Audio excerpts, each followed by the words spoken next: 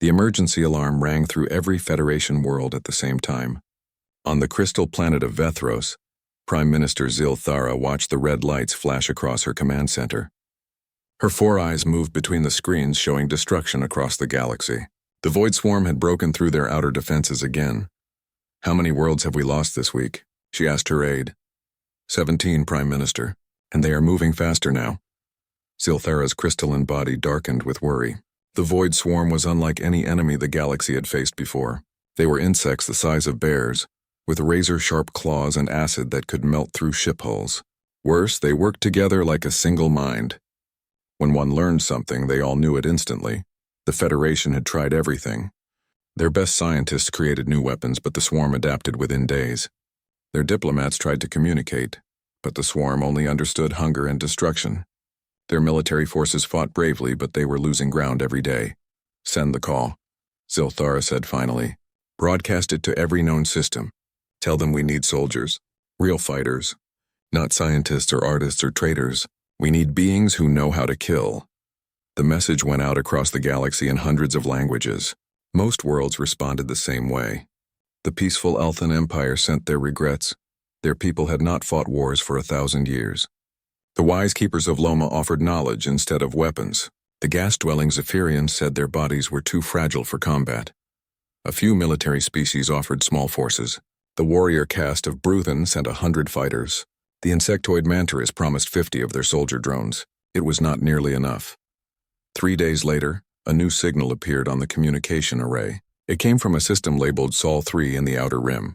The Federation computers showed little information about this world. The initial surveys classified it as a Class 12 death world, a planet too dangerous for most life to survive. The message was short and simple. A being who called himself Ambassador Jiho Kim spoke in clear galactic standard. "We received your request for soldiers. We have soldiers." The Federation Council gathered to watch the recording. Jiho Kim looked strange to their eyes. He stood upright on 2 legs like many species, but something about him felt different. His eyes moved constantly, scanning for threats that were not there. His body looked compact but strong, built for speed and power. "What kind of world creates beings like this?" asked Council Member Threx, a tall, blue-skinned humanoid from the peaceful world of Serenity. "Let me check the planetary data," said Science Director Veltar. Her tentacles worked quickly across the control panel. "Class 12 Death World designation. Gravity twice our standard. Extreme weather patterns. Volcanic activity. Poisonous atmosphere in many regions. Aggressive predatory life forms. How did intelligent life even evolve there?" Threx asked. "Perhaps they are lying about having soldiers," suggested Defense Coordinator Crix. "Maybe they just want to join the Federation for protection." Zil-Thara studied the human's image. Something about Jiho Kim's eyes reminded her of the apex predators on her homeworld. "Let them come. We will see what they offer." 2 weeks later, a human ship arrived at Federation Central Station. The Council watched nervously as the airlock opened. 3 humans walked out, and the entire station seemed to hold its breath. Lieutenant Colonel Minho Park led the group. He moved with smooth, controlled steps that reminded the aliens of hunting cats. Behind him came Major Yuna Choi and Captain Dabin Ko. All 3 wore simple military uniforms, but their presence filled the corridor. "Why are they looking around so much?" whispered a Vethrak aide. "They are scanning for threats," Zil-Thara realized. "Every exit, every corner, every person. They do it without thinking." The humans were brought to the main council chamber. As they entered, several prey species council members stepped back instinctively. They could not explain why, but every survival instinct told them these beings were dangerous. "Thank you for coming," Zil-Thara said. "We are desperate for military assistance against the Void Swarm." Minho Park looked directly at her. His eyes were calm but alert. "We understand your situation. Before we agree to help, we need to know what we are fighting." The council showed them recordings of swarm attacks. The humans watched without emotion as entire cities were consumed by the insect hordes. They saw Federation soldiers retreating in panic as acid melted their weapons and armor. "Your people fight well," Yuna Choi said finally. "But they are not used to fighting for their lives." "And you are?" asked Threx. "On our world, everything tries to kill you," Minho Park replied. "The weather, the animals, the plants, even the ground itself. We learned to kill back or we died. What kind of weapons do you need?" asked Defense Coordinator Crix. Dab & Co. smiled for the first time. It was not a comforting expression. We brought our own weapons, but mostly we are the weapons. The council exchanged nervous glances. These humans spoke about violence like others discussed the weather. How many soldiers can your world provide? Zilthara asked. How many do you need? Minho Park answered. The swarm has billions of fighters. Then we will send millions of humans. Our planet has 8 billion people. Most of us know how to fight. The council stared in shock. An entire world of predators all capable of combat. But surely your people have other jobs, said Science Director Veltar. Farmers, teachers, artists? Yes, Unichoi said. Our farmers know how to fight off giant insects and toxic plants. Our teachers train children to survive in hostile environments. Our artists create weapons as well as beauty. Threx leaned forward. What makes you think you can defeat the Void Swarm when our combined military cannot? Minho Park's expression grew serious. Because you fight to protect your way of life. We fight because killing is our way of life. On Earth, the choice is simple. Kill or be killed. We chose to live. The silence in the chamber was complete. Finally, Zilthara spoke. What do you want in return for your help? Nothing, Minho Park said. The swarm will eventually reach our world too. Better to stop them here. When can your soldiers arrive? Asked Defense Coordinator Crix. Dab & Co. checked a device on his wrist. The first transport ships are already on their way. 10,000 soldiers will arrive in 6 days. 10,000? Zilthara repeated. For the first wave. We want to see how your enemy fights before we send the real army. The council members looked at each other with a mixture of hope and fear. These humans spoke of war like it was a science they had mastered. Maybe, just maybe, they had found their salvation. As the humans left the chamber, Zilthara noticed something. The prey species council members only relaxed after the humans were gone. Their instincts knew what their minds were still learning. They had just made an alliance with apex predators. The galaxy was about to learn what happened when Deathworlders went to war. The agricultural world of Kepler 438b had been peaceful for 300 years. Its green fields and crystal-clear rivers provided food for 12 Federation worlds. Now black smoke rose from burning farms, and the screams of the dying echoed across the valleys. Captain Seal Park stood on the hill overlooking the battlefield, watching the Void Swarm tear through the Vethrak defensive lines. The insect creatures moved like a dark wave across the landscape, their chitinous bodies gleaming in the alien sun. Each one was the size of a large bear, with claws that could slice through metal and acid glands that dissolved armor on contact. First time seeing the enemy up close? Asked Sergeant Hyun Lee, joining him on the ridge. They are bigger than the report said, Seal replied. He counted the human soldiers around him, 200 Marines from Earth's Orbital Defense Corps. Below them, 2,000 Vethrak soldiers were falling back under the swarm assault. Orders, Captain? Asked Corporal Minji Bay over the radio. Seal watched a group of Vethrak soldiers retreat as their weapons failed to penetrate swarm chitin. The aliens were brave, but they fought like people who expected to go home after the battle. The swarm fought like creatures that had nothing to lose. All units advance and engage, Seal commanded. Show these bugs what Earth sends to war. The humans moved down the hill in a loose formation. They did not march in perfect lines like the Vethrak. Instead, they flowed across the terrain like water, each soldier finding the best path while staying connected to the group. Private Unit Choi reached the enemy first. A Void Warrior turned toward her, raising its acid-spitting head. Yuna rolled under its attack and came up inside its reach, driving her plasma knife into the soft joint where its head met its body. Green blood sprayed across her armor. Contact, she yelled into her radio, then immediately engaged 2 more swarm creatures. The Vethrak soldiers stopped their retreat to watch in amazement. The humans did not fight like any military force they had ever seen. There were no organized volleys of fire, no careful advances behind cover. Instead, each human fought like an individual predator while somehow coordinating with the others. Sergeant Hyun Lee found himself surrounded by 5 Void Warriors. Instead of calling for help, he smiled. On Earth, he had hunted giant spiders in the Amazon ruins and fought mutant bears in the Siberian wastes. These insects were dangerous, but they were still just animals. He dropped his rifle and drew his combat knife and sidearm. The first warrior lunged at him with claws extended. Hyun rolled to the side and put 3 plasma rounds into its head. The second creature sprayed acid, but Hyun was already moving, using the first creature's body as a shield.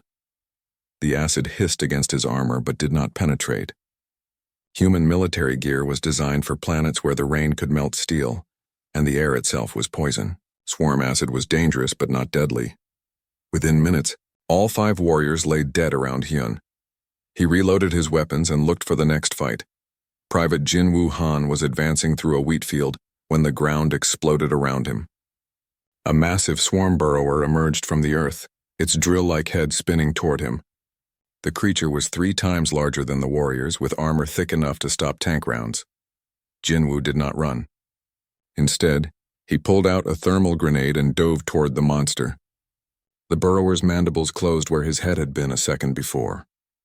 Jinwoo rolled between its legs and attached the grenade to its soft underbelly. "Fire in the hole," he yelled, sprinting away as the creature turned to pursue him. The explosion sent chunks of burrower across the field. Jinwoo rolled with the blast wave and came up running, already looking for his next target. The Vethrak commander, General Zexai, watched the battle through his tactical display. The humans had been fighting for only 10 minutes, but they had already killed more swarm creatures than his forces had managed in 2 hours. "How are they moving so fast?" asked his aide. "Look at their muscle density readings," Zexai said, pointing at the scanner data. "Their bones are 3 times denser than ours. Their reaction speed is off the charts. They are built for this kind of combat." On the battlefield, Private Yuna Choi had been fighting continuously for 4 hours. Her armor was cracked, her weapons were running low on ammunition, and green swarm blood covered her from head to toe. But she was still standing, still fighting. A group of Void warriors had pushed her back to a narrow canyon entrance. Behind her, Vethrak civilians were evacuating through the pass. If the swarm got through, hundreds would die. "I need backup at checkpoint 7, she called into her radio. "Negative," came Captain Seol's voice. "All units engaged." "Hold your position." Yuna looked at the advancing swarm creatures. There were at least 20 of them, maybe more. She had 12 rounds left in her rifle and 1 grenade. "Copy that, Captain."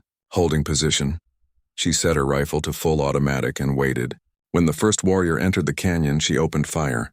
Her shots were perfect.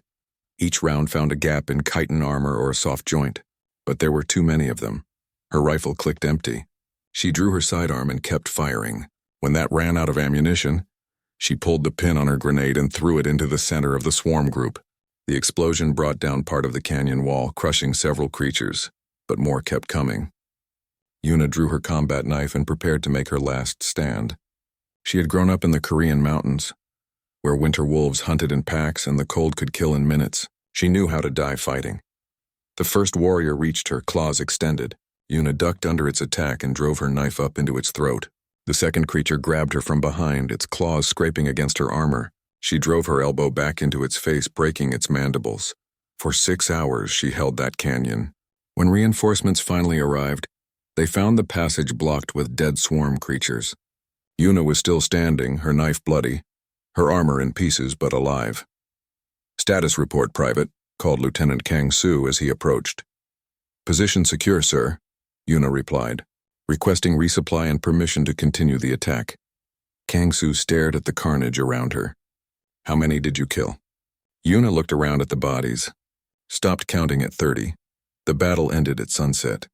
The swarm forces were completely destroyed, not just defeated but hunted down to the last creature. The humans had pursued them into their tunnels, fighting in complete darkness with nothing but knives and determination. Captain Seol Park stood in the command post, writing his after-action report. General Zexai approached him, his crystalline features showing amazement. "Captain, in 300 years of Federation military history, we have never seen combat like this. Your people fought like what, General?" Seol asked. "Like demons. Like creatures born from nightmares," Seol smiled. "We prefer the term human, but I understand the confusion. How did you train for this kind of warfare?" "We didn't train for it," Seol replied. "We grew up with it. On Earth, if you cannot fight, you die. It is that simple." Zexai looked at the human soldiers cleaning their weapons and treating their wounded. They moved with the casual efficiency of people who had done this many times before. "What happens now?" the general asked. "Now we hunt down the rest of them," Seol said. "The swarm made a mistake when they threatened our new allies. They don't understand what they are fighting yet." "And what are they fighting?" Seol Park looked out at his soldiers. These children of a death world who had just written the first chapter of a new kind of war. Evolution, he said simply. 8 billion years of natural selection, compressed into military doctrine. That night, the Federation Council received the first human battle reports. As they read the casualty figures, 2,000 swarm dead, 0 human fatalities, they began to understand what they had unleashed upon their enemies. The galaxy was about to learn why Deathworlders never fought fair. News of the human victory on Kepler 438b spread through Federation space faster than light. In the military academies of a dozen worlds, professors studied the battle recordings with growing amazement. These newcomers had not just won, they had made it look easy. Admiral Tejo Sim sat in his new office aboard Federation Central Station, watching the reports flood in. 3 weeks ago, he had been a colonel in Earth's Orbital Defense Force. Now he commanded the Human Integration Command, tasked with figuring out how to use humanity's unique talents. Admiral, called his aide, Commander Yoonji Park. Colonel In-ha Wan is here for the strategy meeting. In-ha Wan entered the office carrying a tactical display pad. She had been one of Earth's top strategic planners before the Federation contact, specializing in extreme environment warfare. Now she faced the challenge of teaching aliens how to fight like humans. The Federation Council wants to know our recommendations, Tejo said. They are asking where to deploy human forces next. In-ha activated her display, showing a map of swarm-controlled territory. Red zones marked areas where the aliens had established breeding colonies. The Federation has been thinking defensively, she said, protecting their own worlds, reacting to swarm attacks. That is why they are losing. What do you propose? We take the fight to them. Hit their breeding worlds, destroy their food sources, make them react to us instead. In-ha highlighted several worlds deep in swarm territory. These planets are considered unassailable by Federation standards. Perfect for us, Tejo studied the data. The targeted worlds included a volcanic hellscape called Proxima 7, a radiation-soaked moon orbiting a gas giant, and a high-gravity world where the atmosphere was pure methane. The Federation will say these missions are suicide, he observed. For them, yes. For us? In-ha smiled. Tuesday morning exercises. The first test of what would become known as the Deathworlder Doctrine came 3 days later. Major Dabin Ko stood on the bridge of the assault ship Indomitable, watching Proxima 7 grow larger on the view screen. The planet looked like a vision of hell. Volcanic eruptions lit the night side, and the day side glowed with rivers of molten rock. Are you certain about this approach? Asked Captain Velnara, the Vethrak ship commander. The surface temperature exceeds the melting point of most metals. Our armor can handle it, Dabin replied. And the swarm chose this world because they thought no one would follow them here. But how will you even land? The atmosphere will destroy conventional dropships. Dabin looked at his Marines, 5,000 of Earth's finest soldiers. They were checking their gear with the calm efficiency of people preparing for a dangerous but routine job. We don't need dropships, he said. We have drop pods. The Vethrak captain watched in horror as the humans climbed into what looked like metal coffins. Each pod was barely large enough for one person and had no visible life support systems. Those are not landing craft, Velnara protested. Those are projectiles. Exactly, Dabin said, sealing his pod. See you on the ground. 5,000 metal pods launched from the Indomitable, screaming through Proxima 7's toxic atmosphere like meteors. The heat that would have killed any other species was simply absorbed by the pod's Earth-designed thermal systems. Staff Sergeant Minji Bay was in the first wave to hit the surface. Her pod crashed through the roof of a swarm breeding chamber, crushing 3 void workers who had been tending the egg clusters. She kicked open the pod door and stepped out into hell. The temperature was over 200 degrees Celsius. The air was thick with sulfur compounds that would have dissolved alien lungs in seconds. Minji breathed easily through her filtration mask and looked around at the swarm nursery. Target-rich environment, she reported over the radio. Beginning extermination protocol. The swarm creatures in the nursery had never faced an attack inside their breeding chambers. They were workers, not warriors, designed for construction and egg tending, not combat. When Minji opened fire with her thermal rifle, they scattered in panic, but there was nowhere to run. More human pods were crashing through the chamber walls, each one bringing another Earth soldier into the heart of the swarm's most protected facility. Corporal Hyan Lee landed in a different section of the breeding complex. His pod punched through 3 levels of honeycomb structure before coming to rest in what appeared to be a nursery for swarm larvae. Thousands of thumb-sized creatures squirmed in organic incubators. Found the daycare center, he reported, pulling out his flamethrower. The larvae died by the millions, but as Hyan worked his way through the complex, he made a discovery that would change everything. When he checked his medical sensors, he realized his elevated body temperature was actually toxic to the baby swarm creatures. "All units, this is Corporal Lee," he called over the radio. "Human body heat kills swarm larvae. Repeat, we are walking biological weapons against their young." The tactical implications were enormous. Within an hour, human soldiers were intentionally allowing themselves to be captured by worker drones, then breaking out from inside the nursery chambers. Everywhere they went, swarm young died simply from proximity to human body temperature. Private Jisoo Kim found herself surrounded by 20 void workers in a major breeding chamber. Instead of fighting them, she dropped her weapons and let them capture her. The workers, programmed to bring threats to the nursery for inspection, carried her directly to their most vital breeding pools. Once inside the protected chamber, Jisoo broke free and began her real work. She did not need weapons. Her presence alone was enough. The water temperature in the breeding pools rose by 10 degrees just from her body heat. Within minutes, millions of swarm eggs were cooking in their own incubation fluid. Above the planet, Captain Velnara watched the tactical display with growing amazement. The human soldiers were not just fighting their way through the swarm defenses, they were causing systemic biological damage to the entire breeding operation. "How is this possible?" she asked her science officer. "The humans evolved on a world with an average temperature 15 degrees higher than galactic standard," came the reply. "Their normal body temperature is lethal to swarm development stages."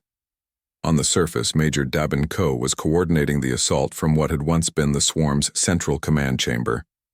His soldiers had turned the enemy's greatest stronghold into a charnel house in less than 6 hours.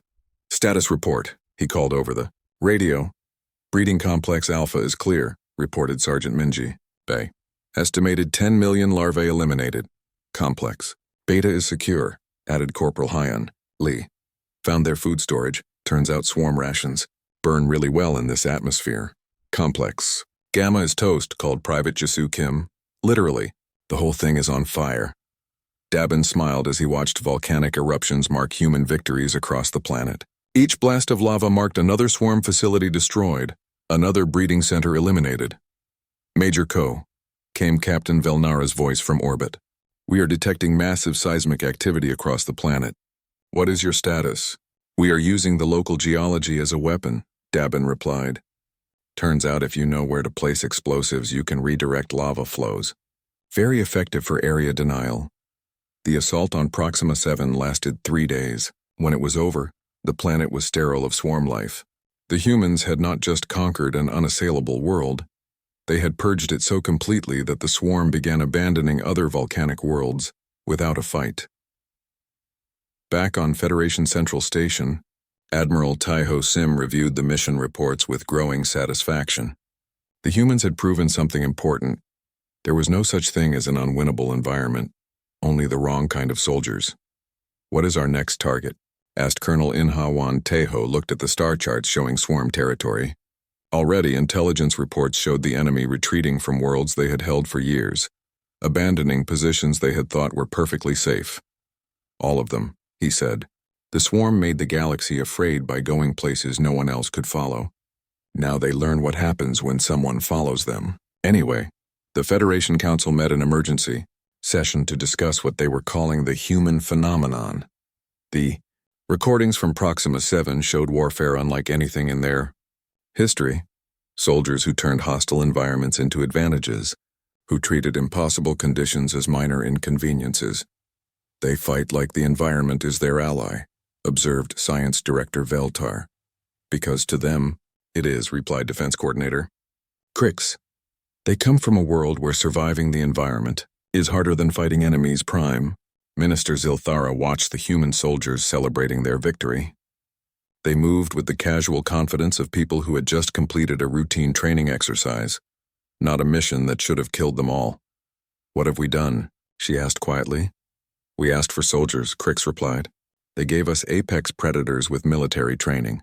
The swarm, for the first time in their species' history, began to experience something they had never known before. As news of Proxima 7 spread through their collective consciousness, a new emotion emerged in their hive mind: fear. They had met something worse than themselves, and it was hunting them. The Void Swarm had learned from their defeats. As human forces swept through their outer territories, the collective intelligence pulled back to their ultimate fortress, Titan Secundus, a moon orbiting the gas giant Mordax in the Kepler 442 system. General Suno Jang studied the tactical display aboard the battleship Earth's Fury, watching the readings from the probe drones. Titan Secundus was a nightmare world by any reasonable standard. Its gravity was 3 times Earth normal, which made it crushing for most galactic species. Radiation from the nearby gas giant bathed the surface in deadly energy that would kill unprotected aliens in minutes. "It is a natural fortress," observed Admiral Teho Sim, joining Sunho at the command table. "The Federation calls it impregnable." "They would," Sunho replied, highlighting areas on the moon's surface. "Gravity that crushes their soldiers, radiation that fries their electronics, and an atmosphere that corrodes their equipment. Perfect hiding place. For anyone except us."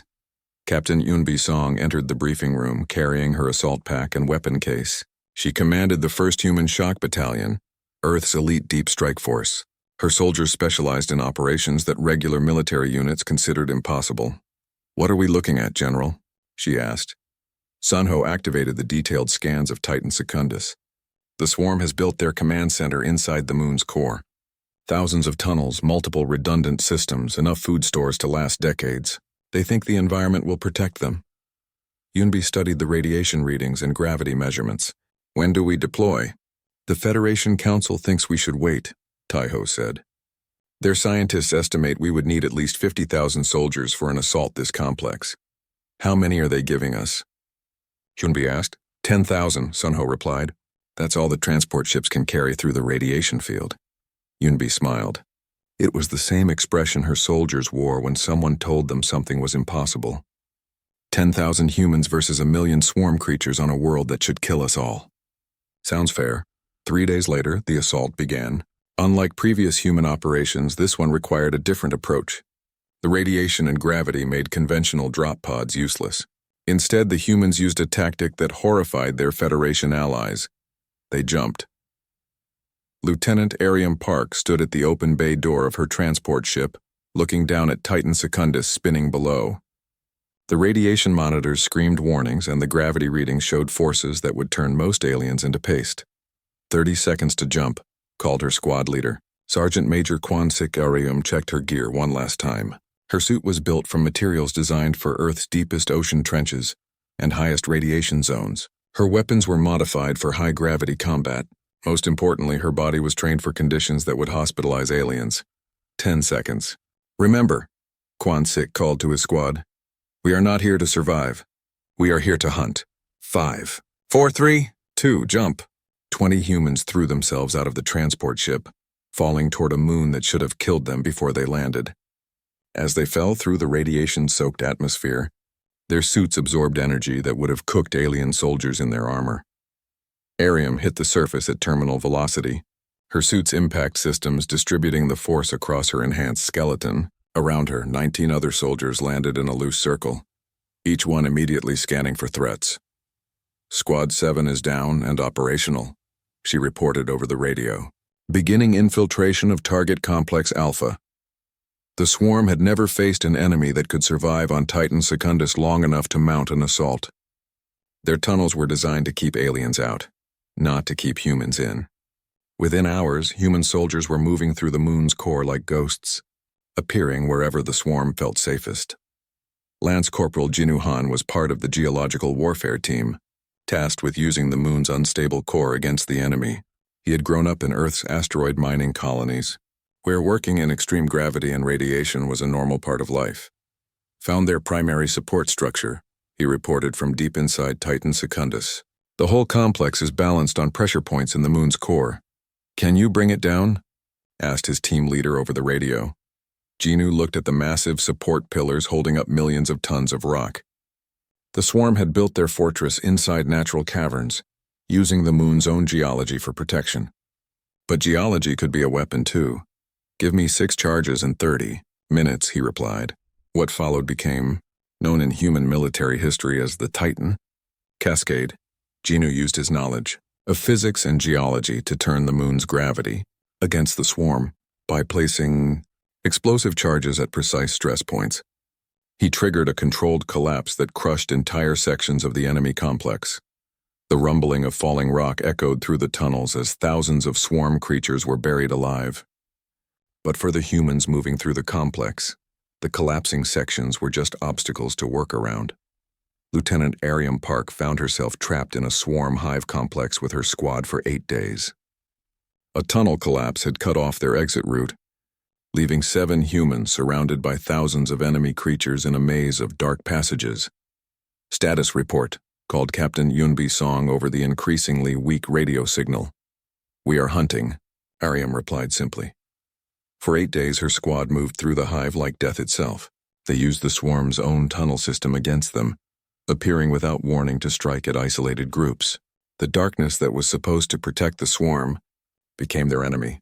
Humans could see in conditions that left the insect creatures blind. Jinwoo coordinated the squad's movements with hand signals and whispered commands. They had trained for this kind of warfare in Earth's deepest caves and abandoned subway systems. Fighting in complete darkness while surrounded by enemies was just another day at the office. "Movement ahead," whispered Corporal Yura Kim, pointing down a tunnel that curved out of sight. The squad moved like shadows, their enhanced hearing picking up the clicking sounds of swarm communication. A group of 50 Void Warriors was moving toward their position, probably trying to flank them. Instead of avoiding the enemy, Ariam led her squad directly toward them. The warriors expected humans to retreat when outnumbered. They did not expect 7 predators to charge straight into their formation. The fight lasted 3 minutes. When it was over, 50 swarm creatures lay dead in the tunnel, and not one human had been seriously injured. "This is getting boring," Jinwoo commented, reloading his weapon. "They keep fighting like we are normal aliens." On the 8th day, rescue forces finally broke through to their position. They found Ariam's squad sitting in what had once been the hive's command center, cleaning their weapons and eating emergency rations. "What happened to the swarm forces in this section?" asked the rescue team leader. Ariam looked around at the empty tunnels that had once housed thousands of enemy creatures. "We ran out of targets."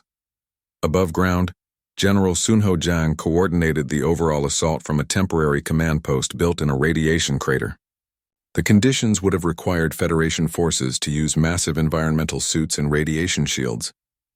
The humans worked in light gear, treating the deadly environment like a minor inconvenience. "General," called his communications officer, "we are getting reports from all sectors. The swarm command structure is collapsing." Sunho studied the tactical display. Human forces had been on Titan Secundus for 2 weeks, and the results exceeded all expectations. Not only were they winning, they were systematically dismantling the entire swarm leadership. "What is their reaction to our assault?" he asked. "According to intelligence intercepts, they are terrified. This is the first time in swarm history that prey has hunted them in their own territory." The final assault on the swarm command center came during Titan Secundus's eclipse, when radiation levels peaked and the gravity fluctuations were at their worst. It was the time when the swarm felt most secure, when no sane creature would attempt an attack. Captain Yunbi Song led the assault personally, bringing 500 of her best soldiers into the heart of the moon. They moved through conditions that would have killed entire Federation armies, treating the hostile environment as perfect cover for their approach. "Remember," she told her soldiers as they prepared for the final push, "we are not here to capture prisoners. We are here to end this." The swarm's ultimate command chamber was a vast cavern at the moon's core, protected by pressure doors and defended by their most elite warriors. It should have been impregnable. The humans came through the walls. Using shaped charges and geology knowledge, they blasted new tunnels directly into the chamber from 6 different directions. The swarm defenders found themselves facing human soldiers emerging from solid rock, attacking from angles that should have been impossible. The battle for the command center lasted 4 hours. When it ended, the Void Swarm's leadership was extinct, their communication networks destroyed, and their remaining forces scattered across the galaxy without coordination. Captain Yunbi Song stood in the ruined command chamber, watching her soldiers secure the area. The mission that Federation strategists had called impossible was complete, accomplished with fewer casualties than a typical training exercise. 6 months after the fall of Titan Secundus, the galaxy was a different place. The scattered remnants of the Void Swarm fled from system to system, no longer the unstoppable force that had terrorized civilizations for decades. Now they were prey, hunted by human forces that seemed to appear wherever they tried to hide. Ambassador Jiwan Li stood before the Federation Council, her simple human dress uniform making her seem small among the towering alien delegates. But everyone in the chamber knew better now. Size meant nothing when dealing with humans. "The immediate threat is over," she announced.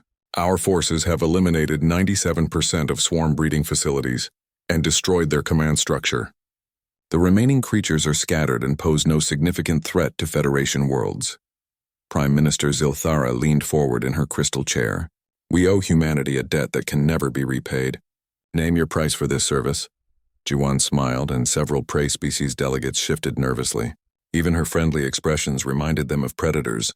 "We do not want payment. We want partnership." "What kind of partnership?" asked Defense Coordinator Crix. "The galaxy is dangerous," Jiwan replied. "Not just from the swarm, but from things you have not encountered yet. Our scans of deep space show threats moving between the stars, creatures that make the swarm look harmless. You need protectors. And you offer to be these protectors? We offer to teach you to protect yourselves. But yes, we will also stand guard while you learn." Admiral Kyung Sato entered the council chamber carrying a data pad with deployment plans. He had been promoted to head the new Terran Defense Corps, a joint human-alien organization that combined Federation technology with human tactical doctrine. "If I may," he said, activating a holographic display, "we propose establishing permanent human bases throughout Federation space. Not for conquest, but for rapid response to threats." The display showed strategic positions across hundreds of worlds: asteroid mining stations, orbital platforms, underground bunkers on hostile planets. Each one would house human forces ready to deploy within hours. "Your people would live on worlds that no Federation species can survive," observed Science Director Veltar. "Exactly," Kyung replied. "We will take the places you cannot use and turn them into shields for the places you can." Council member Threx raised a concern that had been bothering many delegates. "How do we know you will not use these bases against us?" "You have proven that human military power is beyond anything we can match." Jiwan looked directly at him. "Because we have something your species lost long ago. We remember what it is like to be prey. Earth taught us that the strong protect the weak, not because they have to, but because it is right." Dr. Huan Choi was introduced as humanity's chief xenobiologist, though the title hardly captured his true role. He had spent months helping Federation scientists understand what they were dealing with when they encountered humans. "The key factor," he explained to the assembled delegates, "is evolutionary pressure. Your worlds developed intelligence in safe environments. You learned to cooperate and build because your planets allowed it. Earth never allowed anything." He activated a display showing Earth's history: volcanic eruptions, ice ages, asteroid impacts, mass extinctions.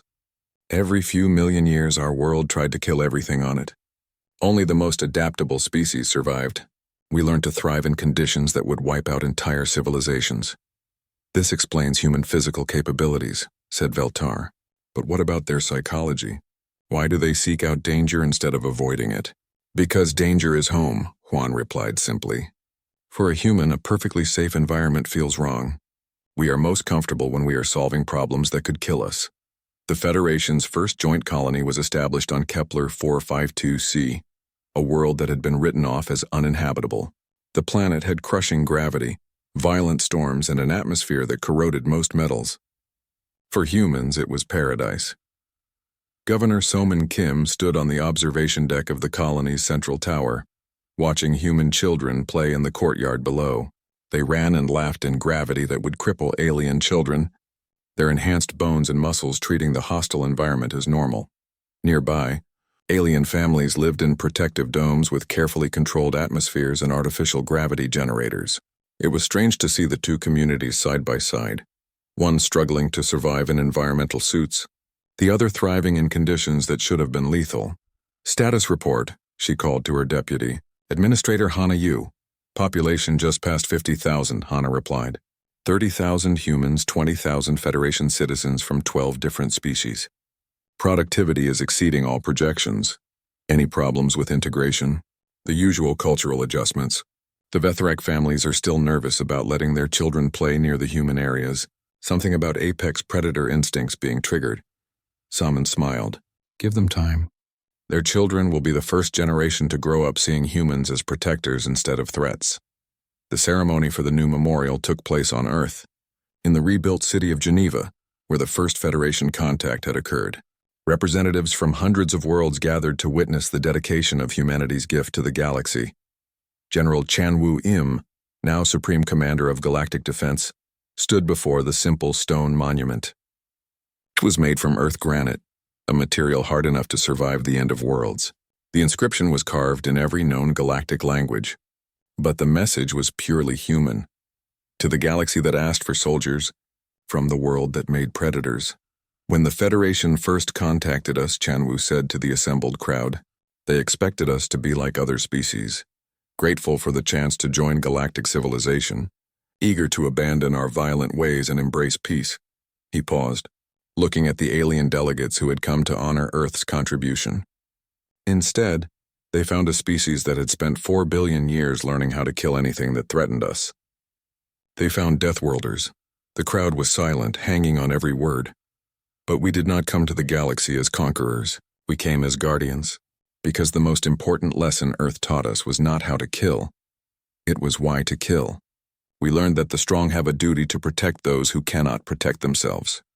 In the weeks following the ceremony, reports began coming in from across Federation space. Pirates who had terrorized trade routes for decades suddenly disappeared.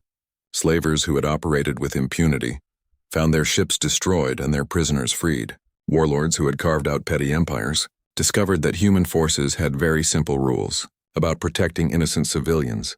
The galaxy's predators learned quickly that there was something worse than themselves hunting in the darkness between the stars. On the bridge of the battleship Humanity's Edge, Captain Minho Park received yet another distress call from the Outer Rim.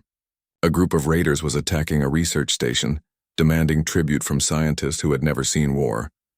"Set course for the Centauri system," he ordered. "Maximum speed." "Sir," asked his navigation officer, "the raiders have over 20 ships. We are just one battleship." Minho looked at the tactical display showing the enemy fleet. They were bullies who preyed on the weak, the kind of creatures that thrived in a galaxy where most species were helpless against violence. "They have 20 ships," he agreed, "but we have something they have never faced before." "What's that, sir?" "Humans who are very upset about people hurting scientists." The battle was over in 14 minutes. The raiders had expected to face typical Federation military forces, careful, defensive, fighting to minimize casualties. Instead, they encountered human naval doctrine, which could be summarized as, "Kill the enemy so fast they cannot hurt anyone else." When the Humanity's Edge arrived at the research station, they found the scientists safe and the raider fleet destroyed. The station commander, an elderly Vethrak professor, asked Captain Park why humans had risked their lives for strangers. "Because that is what protectors do," Minho replied. "Earth taught us to be predators. The Federation taught us who to hunt." Years passed and the galaxy grew accustomed to its new guardians. Human children were born on 100 worlds, growing up as part of communities that had never known fear. Alien children learned to play games that would have terrified their grandparents, protected by friends who had evolved from nightmares. The Void Swarm became a memory, their remnants hunted to extinction by human forces who treated galaxy-spanning wars as training exercises. Other threats emerged from the dark spaces between stars, but they found a galaxy defended by creatures who specialized in impossible victories. On Earth, in the museum that had been built around the original Federation contact site, a new exhibit opened to the public. It showed the progression of human-alien relations from first contact to the present day, tracing the journey from desperate alliance to true partnership. The final display was a simple photograph taken on New Geneva Colony, showing human and alien children playing together in a park. The human children were teaching their alien friends a game called tag, laughing as they chased each other through gardens that bloomed in radiation that would have killed their parents' generation. Yaoi, plaque beneath the photograph read, "The children of predators and prey, learning together that the